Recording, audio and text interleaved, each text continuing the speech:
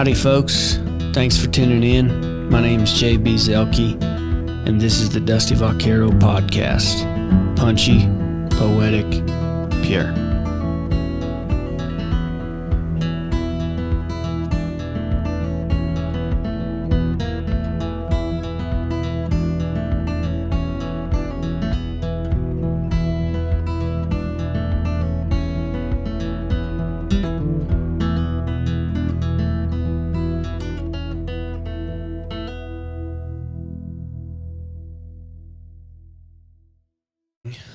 We'll just hit record, and here we are in my hotel room in Elko, Nevada at the National Cowboy Poetry Gathering. We've got Brady Stovall. Is that right? Stovall. Stovall. Yeah. Stovall. Just like how it's spelled. In the house. Brady's from, how do you call it? Central California? Yeah, I'd say so. But not Central Valley, not Central Coast. Yes. There's a big difference. Yes, I have. Californians don't like it when you get their geography wrong. It's easy to do from outside of the state, but I've messed it up a lot of times. So anyways, Brady's from Central Valley, California. He's a musician. He does a lot of other things also. He's, for a young man, he's packed a lot into his life, done some cool stuff. And we're going to hear a little bit about it. So, Brady, thanks for doing the podcast. Thank you for having me, man. Stoked. Heck yeah. So, let's just start from the beginning. Where were you born? Where was your early childhood? Well, a lot of it is where I'm still at, kind of. Not in Elko, Nevada, obviously, but I need to sit closer. Yeah, it's pretty quiet. How about that? Yeah, that's good. Okay, I'll stay right here. I was born in Fresno, California, and that's where I've lived my life up until this point. I didn't officially leave the state by myself till I was 20 years old, so last year. And that was actually a cool deal. I left to go to Dusty Vaquero days, and that was a pretty big deal. That was awesome to be there and experience that. And That was your first time out of California? by myself, yeah. Wow. Yeah. It was my first time out of town by myself. That's crazy. I didn't know Booked that. it to Gillette. Yeah, which and is that's a 20-something hour drive. Yeah, it's a long ways. And your rig blew up on the way, right? Yeah. Yep. What happened there? My buddy was driving his, I don't know, it's like a 96 F-250. Or no, excuse me, not an F-250. It was a Dodge 2500. And it blew a throwout, what is that thing called? Throwout bearing? Throwout bearing, yeah. Yeah. Outside of Fernley, Nevada. So we, middle of the night, I guess it would be, I don't know, it doesn't matter. But it was the day that, the first day of the festival. Mm-hmm. It was the morning of that, because we were going to make it just in time for the festivities to begin.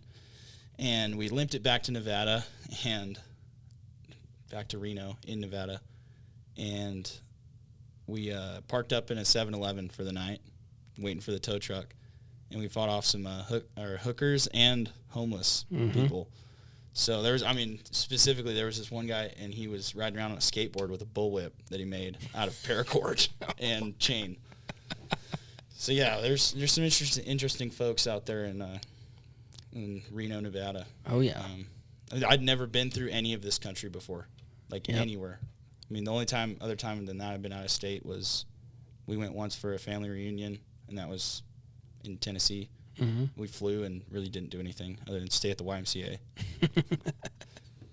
But yeah, when I was younger, it was football, football. My dad played football. My grandpa played. He was a coach. Like at high levels. Yeah, my dad made it to the NFL, but they cut him for medical reasons because he had too many concussions. Got it. As far as I know, I'm not really plugged in on that story, but that's what I've been told. So, my grandpa, he played in high school, played in junior college, and then became a coach he was a coach for 25 years at Sanger High School. And then my uncle played in high school, and then now he works for Cal Fire. Mm-hmm. And then, yeah. And what position did your dad play? He was a center. So it's actually a funny story. He was featured on the front page of Sports Illustrated with David Carr. but it was just his back end. So the running joke in our family is David Carr was the golden arm quarterback, and my dad is, the golden ass. So we always thought that was pretty funny. And this is all relevant though, because you played college football for a year. Your younger brother, is now playing college ball currently. And your younger brother is massive. He's a lot bigger than you are. He's an athletic specimen. But your whole family basically are football players, and football's been a big part of all that. Huge. Yeah. And where did you play college ball? Fresno State. Yeah. I was only there for a brief time, but I didn't even really want to do it, honestly. Mm-hmm. I was ready to hang my cleats up after high school and go get a big boy job. But I'm fortunate enough to my stepdad. He was a disabled vet, or he is a disabled vet. And so through that, California gives you a tuition for college. Oh. So college became an option all of a sudden. Mm-hmm. And I walked on at Fresno, and, I was trying to see a dream all the way through. Because, ever since I was little, I saw myself wearing a Bulldog jersey. Mm-hmm. And I was Bulldog football all day. Still am. I love Bulldog football. Love being a Fresno State student. Mm-hmm. But, definitely changed. Yeah. But yeah. Okay, so let's go back. So you're born in Fresno, grew up in Fresno. That was your whole life. You've done some packing. You've done some other cool. Was that all around the Fresno area? Yeah, more around like the mountains around. And I was never hired on at a station permanently. I was just a relief guy. So, when they need an extra hand or something, they would call me. On a week they were pretty full, and so I'd go up and help and whatnot. And what were they doing? What are you packing? Are you packing in like dudes? Or are you packing in trail gear? Or what was that? It was a mix of everything, honestly. There's a lot of guided rides, a lot of dude rides, which how everybody feels about dude rides. Yeah. But a lot of the times those folks are actually very interesting people and good to get to know. Some of them have never been on a horse before, and before a few years ago that was me. Yeah. I had never been on a horse till I was 18 years old. Mm-hmm. And so I find a side of empathy for that. It's like, all right, Yeah. cut up some slack. I spent a summer working on a dude ranch, and my favorite part was being out on the trail. You're just like leading a string of dudes, but I met some of the coolest people I've ever met, really. Just strangers that wanted to come out and ride a horse, and like you say, all different experience levels, but you get to talk to people from a totally different walk of life, and also horses, regardless of who you are, they humble you. There's really, when I was at that place, I rode with some guys that were, generals in the military, and didn't matter how much money they had, when they got around a horse, they were like a little kid again. And they were, I think that happens to everybody. It's a big animal, especially if you're kind of new around them. It's something that's like, kind of sets you back, and you're nothing but a person in that moment. So I agree. It's kind of neat working on a place like that. It is cool. It really brings you back to, there's not a lot of things that, make you feel that primal fear anymore of, that brings it out, being kicked by a horse, and then the next time you go around when you're extra wary about it, and I think that's cool. Right. I think that's cool. Yeah. So where did at what point did you pick up a guitar, or at what point did music become part of what you're doing? So my mom, I love her. She's awesome. She's been married 3 times now. The second guy, his name was Eddie. Cool dude, and then turned to some other stuff, kind of went to the bad. But he bought me a Yamaha, just whatever, I don't even know what it is. But that was my first guitar, and I learned a lot of stuff on that. I think the first song I ever learned was Ghost Riders in the Sky. Because that's a good one. Yeah. But it's been, so I was 13 when he got me that. And since then, it's I knew that was going to be something that would stick around for a while. I just didn't know really what to degree it would. But then, I got into, I did it kind of backwards. I was in a thrash metal band in high school. And We played like Metallica, Slayer, Megadeth, like all that stuff, and we were pretty damn good. Right. Like we were all right for being 14 and 15, and I had a mohawk, and it's in the yearbook. I don't think that's backward, because actually Dano Simpson was on this last podcast, and Dano was talking about when I first met him several years ago.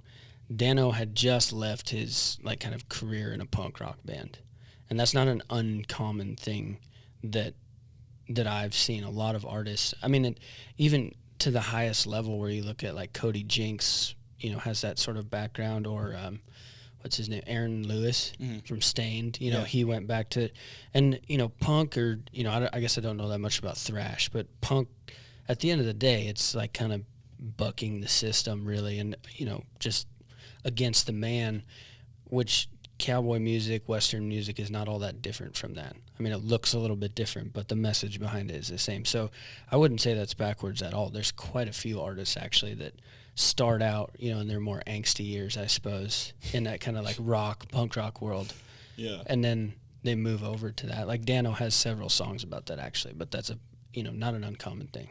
Yeah. I mean, it definitely shaped my dissection of how I listen to music, like how I analyze things. Mm-hmm. It's like, you'd be listening to a bluegrass song, and all of a sudden you hear like, I was listening to one time, and I heard a little Metallica lick in there, and I was like, oh, wait, I know that one. I had to rewind it and be like, hey, there we go. It's like, it's got no distortion or anything on it, but still rips. Yeah. I mean, it's all music at the end of the day. It just sounds a little different depending on what it's coming out of. But that's interesting. I didn't know that about you. So they, at what point did like kind of this?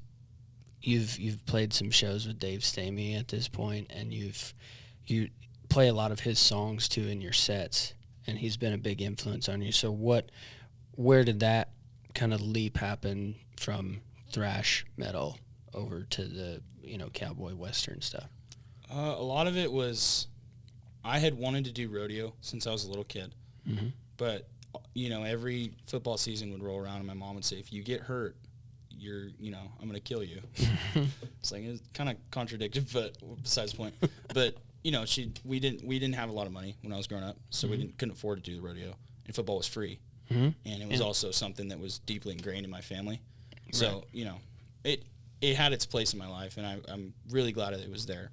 But that kind of curiosity, I would say, about the Western side of life, that really kind of sparked it. And then I went and saw one of Dave's shows, and I was already getting interested in all this stuff, and I'd found Tom Russell and Ian Tyson, and those guys are, those three are still like a huge influence to me, songwriting, lyrically, and then like melody-wise or whatever.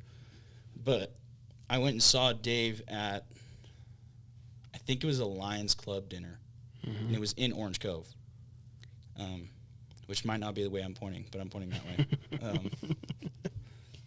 And we got to meet him after, and I bought his book, The First 25 Years, which explains the stories behind and how to play his songs as well as the lyrics, and a few bits and pieces here and there.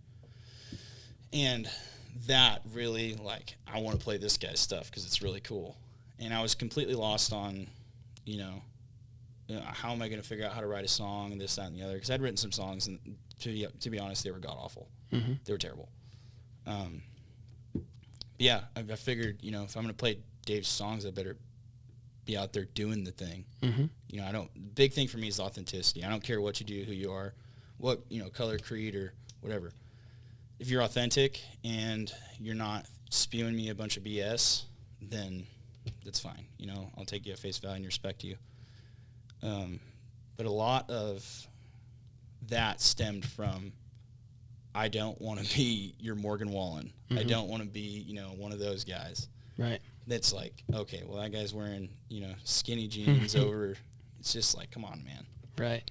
But yeah, that's, I heard it on Rogan or a podcast I recently listened to, but they were talking about a study that they did. And you know what a Faraday cage is? Yes. So that, like, for those that don't know, it basically blocks out all the waves from the outside. So you can put your phone inside of them to, basically lock down your phone. But you can also, they had a huge Faraday cage that they could put people inside.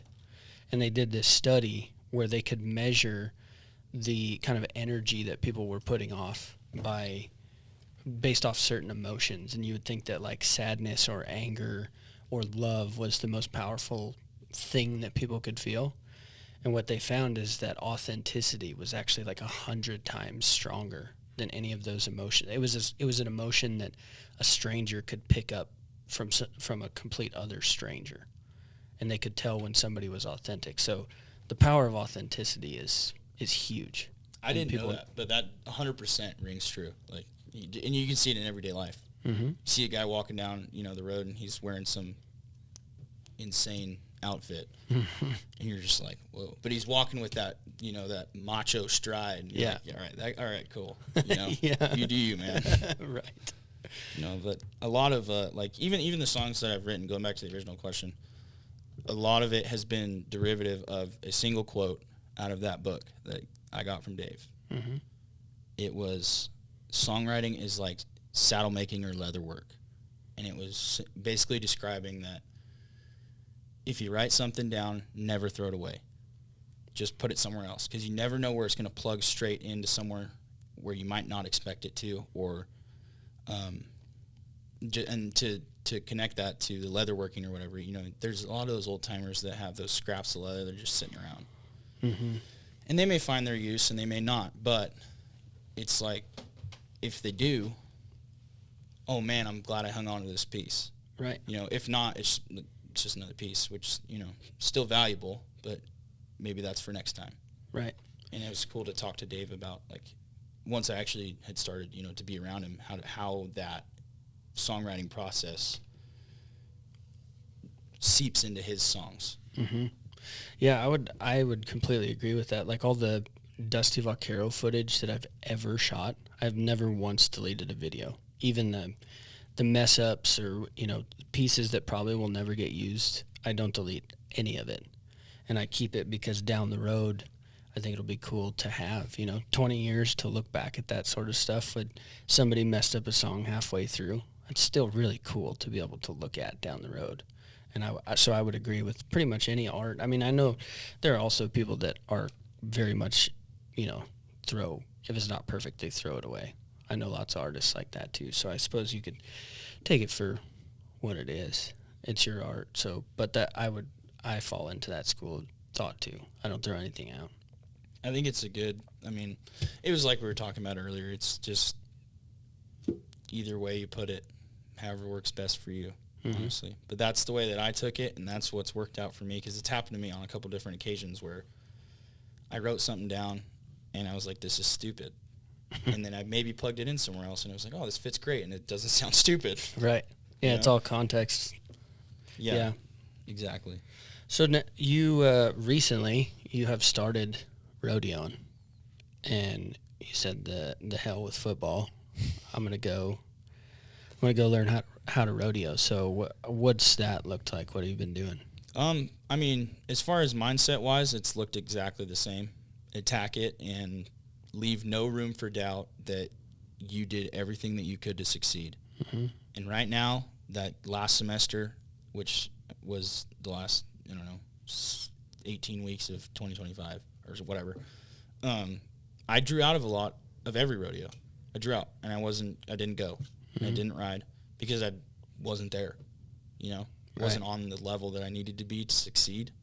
And that's the way that I looked at it. Is I spent a lot of time on my spur board, and I spent a lot of time reviewing footage and a lot of time around guys that are much, much better than me, trying to soak it all up like a sponge. Mm-hmm. And a lot of that was just, it sucked in the moment. Right. Because I wanted to get out there so bad and, get out, especially our home rodeo. That one was hard. Mm-hmm. That was hard. To set the whole thing up and to be a part of the team that set the whole thing up, and then sit behind the chute and watch all of my friends ride. Mm-hmm. That was hard. Right. Yeah, that was, I think there's some truth to that, because when I was rodeoing, basically the beginning of the end for me was when I stopped showing up to win. Like, I wasn't fully invested. I got to a point where I was getting on just because I didn't want to say that I was done. But that I had a bad wreck when I was in college. I think it was my freshman year that I had like a real bad wreck in Casper. And I rode for 3 years after that, but it was never the same. After that, I hardly ever showed up to win. I showed up to survive, and that's the worst thing you can do in rodeo, and probably a lot of other aspects of life too. Like, unless you're showing up to win, maybe you shouldn't be showing up at all. But that definitely is true with rodeo. So what event have you been working on? I've been working on saddle bronc and a little bit of steer wrestling. Mm-hmm. So, like I said, I only got on a horse when I was 18 years old, so I'm still working on my horsemanship skills. Mm-hmm. I'll be the first to tell you, I am not, Five Finger Joe over here. I'm a little less than that, but. Well, not to piss off any bulldoggers out there, but they're just kind of swapping on and off the same horse most of the time. So if you can just ride that sucker for about 3.5 seconds, that's how you win.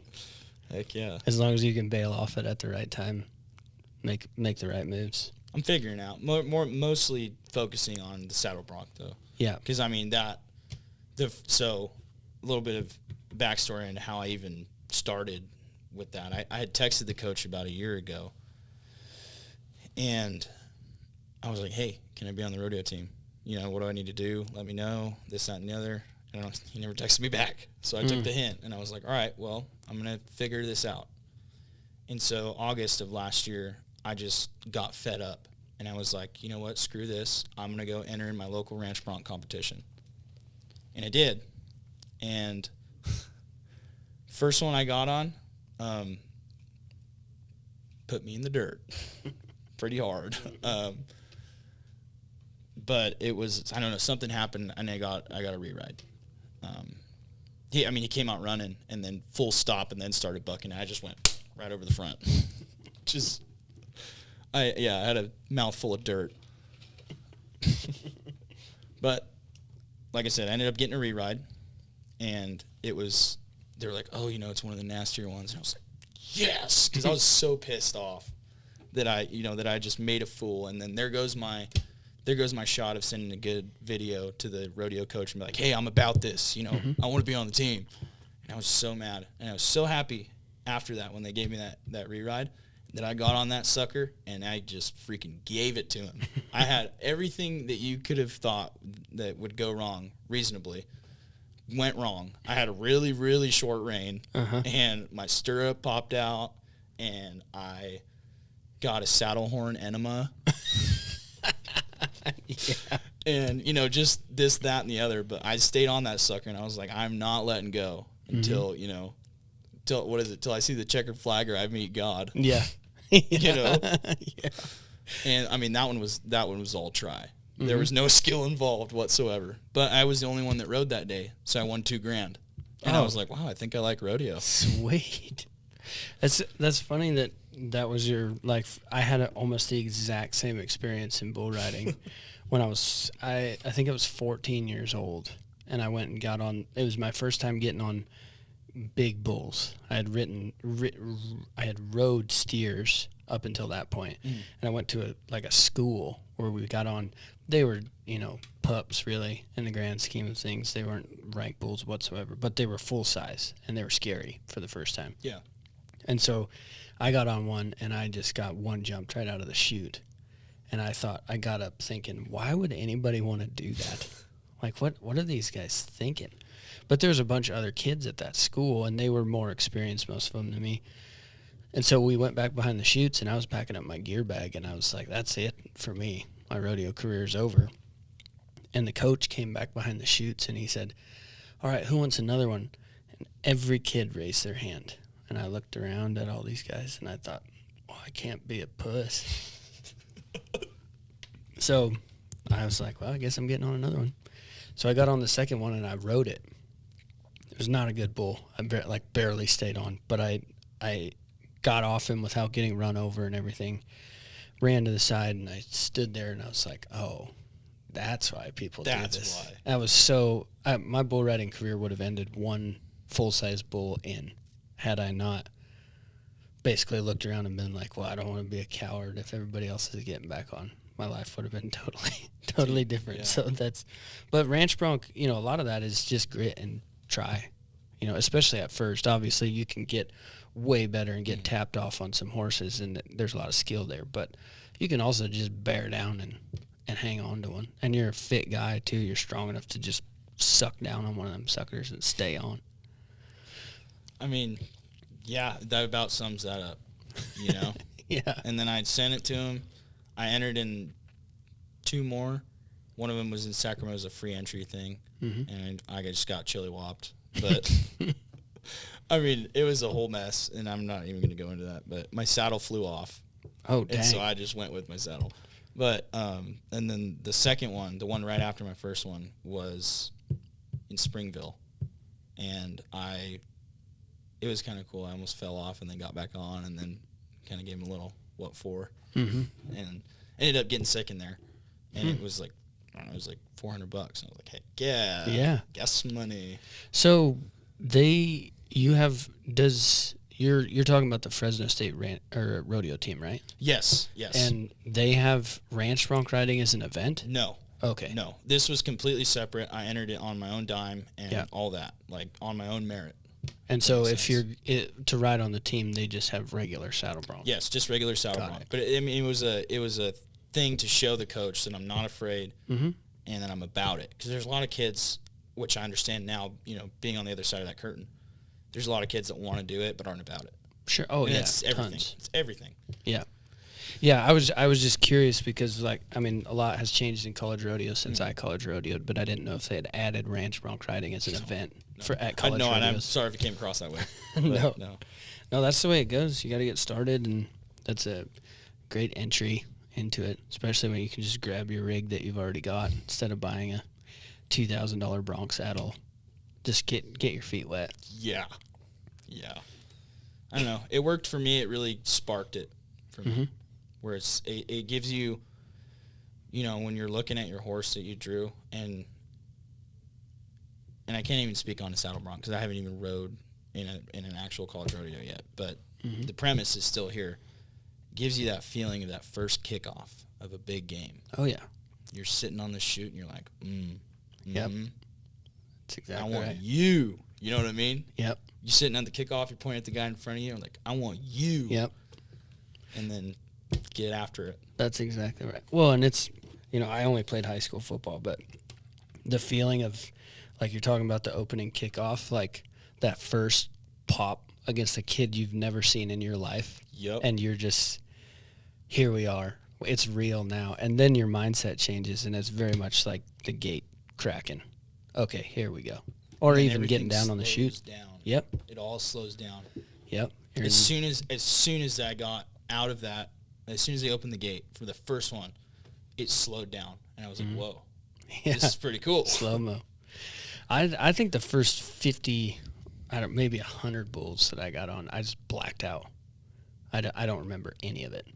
And I was there riding. I just when it came time to go back and think about what had happened, and people would come up and try and be coaching me, I'd be like, well, that's news to me that I did that because I don't remember it all. I think that's I know not everybody does that, but even we're here in Elko, and the reason why I'm here is I'm just emceeing and hosting some of the shows that are happening, and I'm not comfortable on a stage in front of a bunch of people. It's something that I work on and I'm trying to be better at. But almost every time I go out there on the stage to introduce somebody, it's the same. I black out. I'm there talking, but when I walk off the stage and talk to people, I'm like, what did I just say? Because I don't, somebody'd have to show me a video. When I get super nervous, I just black out for the first 15 seconds. Yep. That was the story's the same for me so last weekend, which would have been January 24th, was the 1 year anniversary, if you want to say, of me playing my first show. Oh, wow. So that was pretty cool. Yeah. But same thing goes. Whereas the first, I think probably 15 I did, I was just I don't remember. I know what songs I sang, but I don't remember singing them. Yeah. I remember plugging my thing in, doing my sound check, and getting off. Yeah. It's a lot of nerves. Whoa. Yeah, so all right, let's we've talked about rodeo. We'll go back to music now. So you've been doing it for about a year.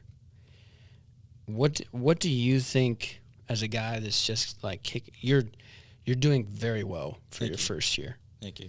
And what do you think, like, what are the obstacles that you're running into in this first year of like getting your name out there and finding the places to play, because you're not alone in this situation at all. I talk to people all the time that are in a very similar situation. So what do you like? What have been the biggest hurdles that you've run into music wise? I would say the music scene at home is a little different than what I play. Mm-hmm. We're starting to kind of funnel out a niche now where it's like people want to come listen to, the songs that we play. Right. And that's pretty cool. It wasn't like that at first. It was like, what is this, what is this kid doing? Mm-hmm. Singing these old trail songs. Right. And at first that was all I knew. But, I mean, probably another thing is definitely being in school. Like, I've skipped the first 2 weeks of school being here in Elko. Oh, man. Just because I was like, screw it. I'm just going to go. Your professors are going to love you when you get back. I mean, I gave him a heads up and whatever, but yeah, definitely that. Because it's, I mean, my ambition to do this in my try level, which, I mean, you've kind of seen. Mm-hmm. And I'm not trying to, blow my own horn or anything, but I'm not the best. I'm not the biggest. I'm not the strongest, but whatever. And this is always the way with football, with rodeo, with music. But I will try the hardest. Mm-hmm. And that has made it hard to try as hard as I want to. Right. If that makes sense. Yeah. To devote as much time as I want to the music stuff. Right. It's made it hard with the time commitment of being at school. Sure. Yeah, and that's something that we were just talking about that on the drive over here, that it's, there's a grind with anything. Maybe you get lucky and you just shoot to the top, but that's very rare and not something you should ever like plan for happening. So whether it's rodeo or music or whatever, there's a lot of the grind that goes into, I mean, you're going to be sleeping on people's couches. You're not going to have money. You're not going to, be eating out at restaurants every night. You're going to be eating ramen a lot of nights. And that's kind of what separates people, I feel like, a lot of times, is when you see the guys that are out there doing it. They're the one, that was kind of the filter that filtered people out. Yeah. And there's other ways. That's not to say that if you can't do that you can't get into music or rodeo or whatever. But if you're serious about it, especially, you're young and you're just kicking off with this stuff, that's what you got to do. And that's, I mean, that's what I've done, and I don't regret it one bit. I mean, the story is as much the part of music as the music is. You don't have the bank to draw from to write great songs if you haven't lived.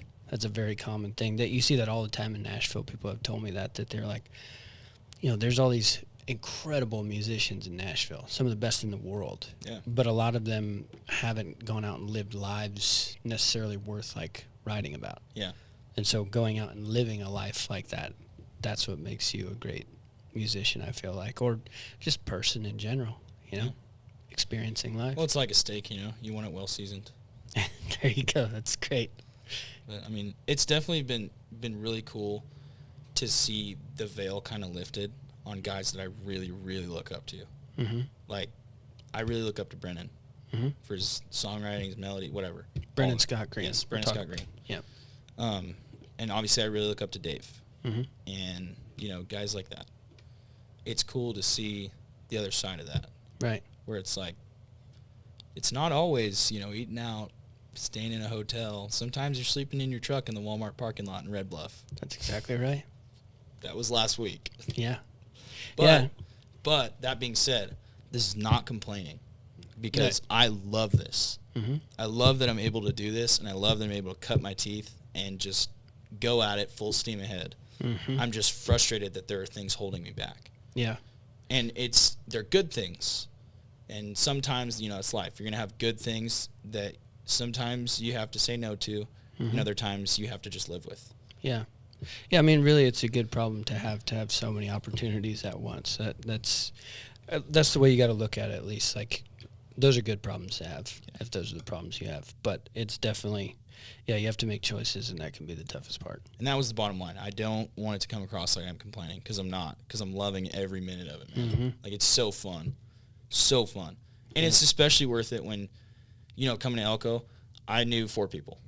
Right. And 2 of them I was staying with. Mm-hmm.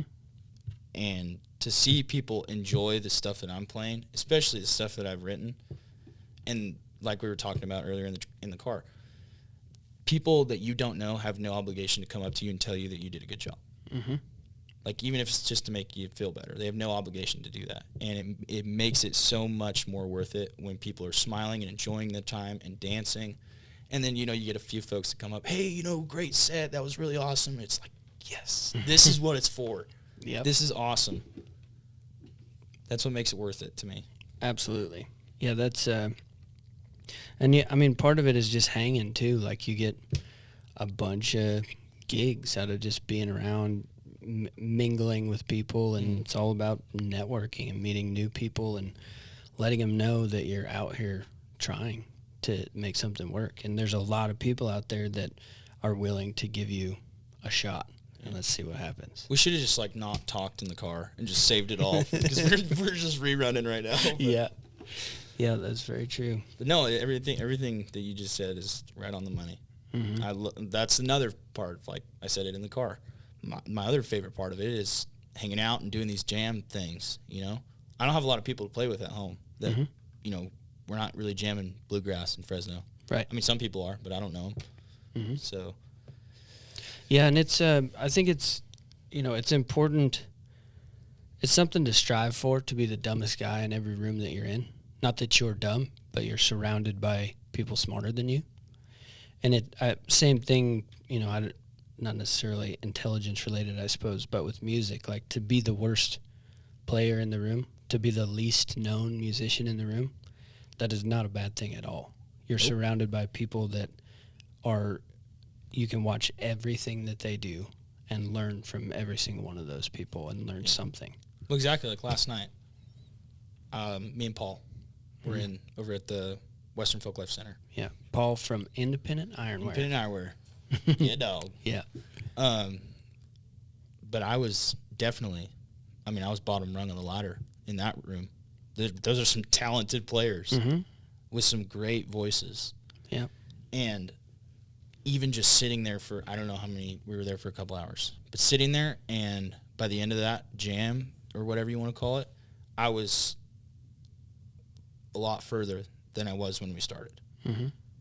Able to, the one thing that I picked out the quickest was they were playing a lot of, pretty fast bluegrass. Yep. With a lot of interesting chord changes, not your, typical whatever, 1-4-5 or whatever. I don't know music theory at all, so I really don't know. But it was cool because by the end of it, I was able to pick up on what was happening and kind of where that melody was going.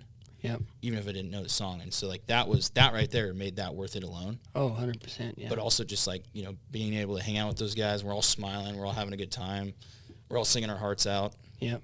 And that drew a crowd, and that was pretty cool. Yeah. Yeah, and you were playing with Sterling Drake and Aiden, and, well, I wasn't there, but I know that crew. And those guys are some of the best musicians I've ever been around. They are, especially Sterling and Aiden. They're tight musically. Yeah. And then it was J.D. Miller and Ruru Norberry. Oh, yeah. Yep. Those guys are just dirty rank at playing. It's so cool to be around. Yeah. Yeah, and that's how it works. You just show up at these, and this was an impromptu thing. You guys just sat down with your guitars, a crowd came, and you learned lessons. That's the way it goes. I think that was what made it as cool and as, enjoyable as it was. It was just a spur-of-the-moment thing. Yeah. Hey, Miss Bartender, ma'am, can we come play in here with our guitars on the couch? She's like, please, I'll shut the jukebox off. And so we did, and it was fun. That's perfect. So what do you... now, are you working on recording any music? Because you don't have any music out, right? Yeah, you've got nothing. You've got some videos on Dusty Vaquero channel. Yes. So people can check it out there. Yes. But other than that, you don't have any recorded Nothing stuff on yet? streaming platforms right now. I have a couple things on SoundCloud, but I think I'm going to pull them down because not exactly happy with them. But I want to record some stuff. I just feel like I need to write better stuff, if that makes sense. Yeah. I feel like because I don't want to put, me and Brennan were talking about this a couple weeks ago in Vegas. Mm-hmm. I don't want to put some stuff out that I'm going to regret in a year. Yeah, Brennan is I've told him this many times. Brennan is a perfectionist about his stuff, and I admire that about him. I don't know that I'm that way personally. But what I would say the flip side of that argument is that every musician is in like stages or seasons of their life. And so like Kellen Smith's one of my best friends, and I spend a lot of time with him. I'll be out on the ranch helping him do whatever or just sitting around talking. Yeah. But Kellen has a very busy life. He's running a ranch, he's raising kids, he's got all this stuff going on, and it's something he battles with all the time, not having the time to go write. Yeah. And I always tell him, I'm like, man, the thing that you're missing is like your kids are, 10 and under at the moment. But before you know it, they're going to be graduating high school, and your life's going to look very different. And then before you know it, they're all gone out of the house. And if you're not at least writing this stuff down, it's gone. This whole like season of your life. And I mean, yeah, time is hard to come by for a lot of people. But I would say even with your writing and the stuff that you're doing, maybe it's not perfect. I mean, even in my book, there's stuff. One thing I realized when I was editing it is I edited the book over and over. And every time I went back through, I could change whole paragraphs and stuff like that. And it finally got to the point where I was like, I could literally edit this for the rest of my life. I could continue to change this, but I don't know if it's getting any better. And also, I don't know that it's doing anybody a service just sitting on my computer where nobody can read it. So I think it's a balance between like what you're talking about and Brennan is like hard to the side where he's like, it's got to be perfect. But I think there's also something to be said for, you don't want to be ashamed of what you put out, obviously. Yeah. But also you can't just like sit around on your hands until it's perfect, because it will never be perfect. Yeah. At some point you pull the trigger and you say, I did the very best I could with what I had right now. This is a snapshot of what my life was like right here. Yeah. Like you look at Kenny's Lucky Buck sessions. That was recorded in a leather shop. You can hear a guy tapping in the background, tooling leather. Yeah, that's a good point. That sort of stuff is like, I'm sure if you ask Kenny, like, no, that's probably not the best he could have done. And he could have just sat on that stuff and just edited and rewrote and done whatever. And then, Barrel Racer Land came out of that. And a bunch of these other songs, Fistful of Leather, all these cool songs. They weren't perfect, but he just pursued it and put them out, and look where it took him. That might have changed my mind. I mean, don't come back in 5 years and punch me in the face because you put something out that you hated. Don't. If you don't approve of it, don't put it out. But I think there's something to be said. There's two sides of that argument, and it's definitely a balance of perfection versus this is what I'm capable of right now. I think more of where that comes from me is like I'm trying to work on my writing because it started off really shallow, whatever. And that song that we recorded at Kellen's Ranch for the Dusty Vaquero video, I wrote that in the van on the way to Gillette. So like, it's obviously I like it, and there's a story behind it, and there's a reason why I did that one.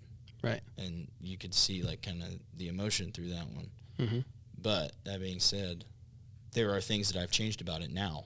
Sure. Playing it over and over and over and over again. Right. Where it's like, so yeah, you know what? I just proved your point with my own whatever. No, that's all right. I just presenting a different argument to the same. Just trying to find my lane. Yeah. If that makes sense. Well, heck, I mean, you're only a year into this. I mean, like, you got lots of time to figure it out and do it right. Yeah. I have a bad habit of feeling like I'm really behind the ball in everything.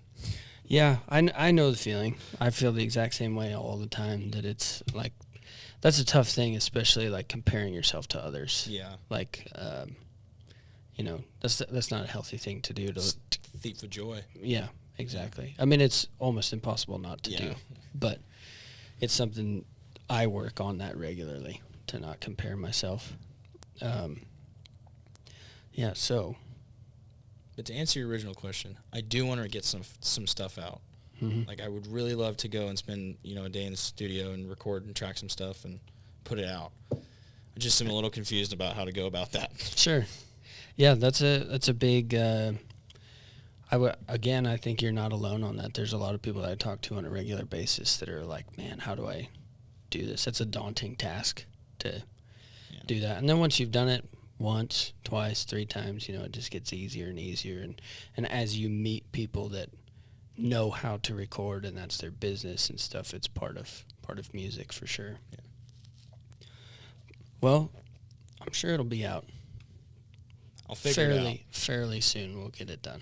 We'll figure out a way to get it recorded.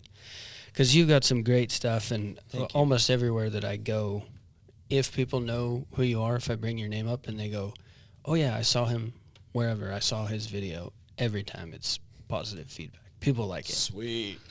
You've got a good sound. You've got a memorable sound. People remember who you are. Thank you. And we talked about this in the van also, about like one of the best parts about where you're at right now is you get to show up to these places where people don't know who you are, and you get to play and you get to watch their faces when they go, whoa. Yeah.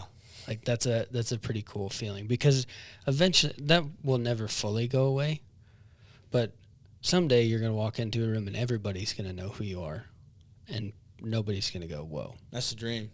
Yeah. Down the road. It's coming. Over yonder way. But I think for now, that's something you have to appreciate, is getting to see people go, wow. I don't know who that kid is. I'm going to go ask him his name, but he's good. Yeah, it's like what I told you in the van. Like, we went and played that dive bar show in Atwater, and, didn't even want to be there, quite frankly. Yeah. And then we played the show, and everybody was like, oh, jaws on the floor. And we felt really cool after that. And they immediately called us back and were like, hey, we want you again. Yeah. Well, so call Brady if you want to have him come play some shows at your place. He's easy to find on. What's your Instagram? My Instagram is just Brady Stovall Music. It's, do you want me to spell it out? We'll put it in the show notes or whatever. Yeah, and then I have an email that I do booking through. So. Okay, we'll put both of those in the show notes. But people can find you. You're out there. I will more than likely respond fairly quickly. Yeah. Yeah, that's the way it goes. You got to take the shows when you can get them. Yeah, dog. All right. Well, is there anything else that you wanted to talk about? That is a good question. Let me dig around in the bank. Because I got a few closing questions and stuff. But okay. if you've got anything that you want to talk about. Maybe, it was just to piggyback off of what we were talking about earlier. I'm not trying to talk in circles, but you made a comment on my sound and how it's unique, and that can be whatever. But it was hard at first because I sang a bunch of Dave's songs to not try to sound exactly like Dave. That was the hardest part, and I think I'm kind of past that now, which is awesome. Mm-hmm. Because I'm starting to sound like me, whatever that means. I'll figure it out eventually. But well, that's the whole part of the process too. Is you go out and play all these shows and you learn your sound. Yeah. So that's good. But it's good stuff. If you haven't heard it, you should go listen to it on the Dusty Vaquero YouTube for now. Yes. But it will be other places soon. We hope. Yes, sir. All right, so couple questions. What are the wrap-up questions? I got to remember them. If you think about your favorite movie, TV show, or book, and think of a character from one of those. Which one of those characters do you think most resembles you? That's a good question. I like that one. The two that immediately come to mind, and I'm going to kind of smash them together because they do not belong together at all, is probably Borat and what's his name? Hondo from Louis L'Amour's books. Oh, yeah. Just like, I'm kind of like a mix of all that, I would say. And what about them do you think? Well, I think I quote Borat on the daily, so I had to throw that one in there. I mean, just kind of, I love, messing around with my friends and all that, and you've seen. Yeah. I like having You're fun. A goofy guy. Yeah, I'm a goofy goober. Yeah. Rock. Yeah. And then, I don't know, I read that Hondo book, and I was just like, this guy is strong-willed and wants to survive. And that is kind of what I'm about, Mm-hmm. My grandpa explained it to me like, he goes, Brady, rah, rah, rah, and because he's like that, he's a gruff old guy. He's like, you remind me of a desert plant. I was like, what? You're a succulent. Yeah, he'll say weird stuff like that, but he's very philosophical under the surface. Mm-hmm. And so like we'll get into these talks, and he's like, you're like a desert plant. You thrive where there's little nutrition.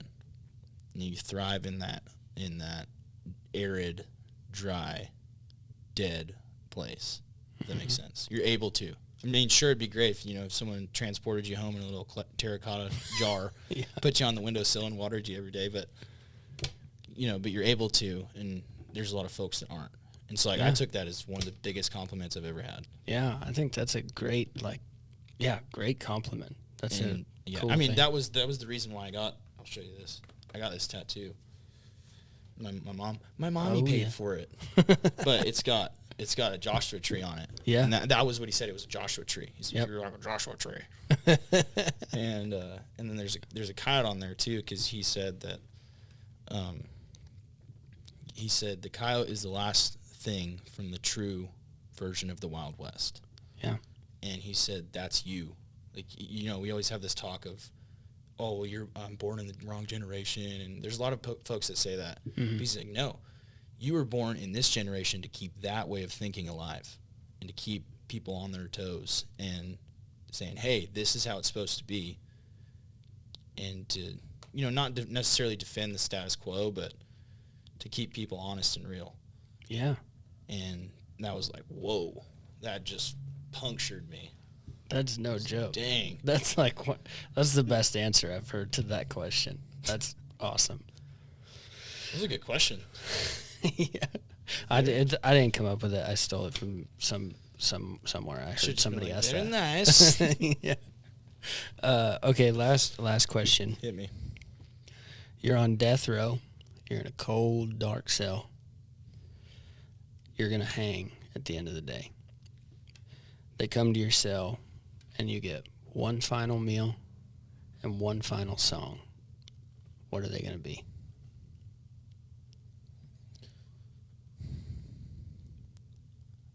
Peanut butter and jelly sandwich. And who's making it? Skippy, peanut butter, crunchy. People are going to hate me for that. And goober jelly. All right. And you're making it yourself? On Wonder Bread. Yes, I will make it myself. Okay. And I'm going to enjoy my PB&J to Sonora's Death Row. Oh, nice. That's pretty sick. That's a good. You got good answers to these. Well, say again where people can find you on the Instagram. What's it? Brady Stovall Music. Brady Stovall Music. Facebook's just Brady Stovall. Mm-hmm. TikTok should be the same deal. And then if you want to add me on Snapchat, I mean, you guess you can. I don't really use that, but yeah.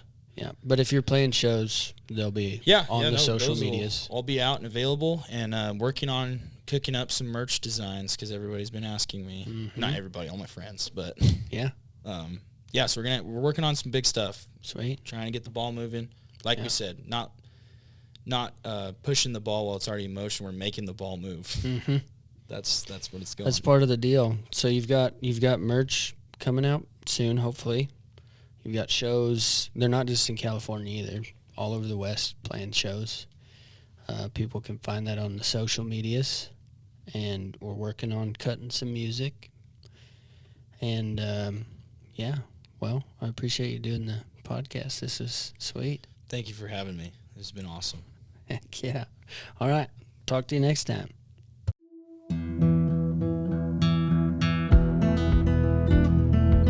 Thanks for listening in. Don't forget to head over to dustyvaquerodays.com. You can find festival tickets there. In our store, we have all kinds of different merch. Big thank you to Brendan Scott Green for making the original music for this podcast. Please give us a review. We'd love to hear your feedback and tell your friends. We'll see you next week.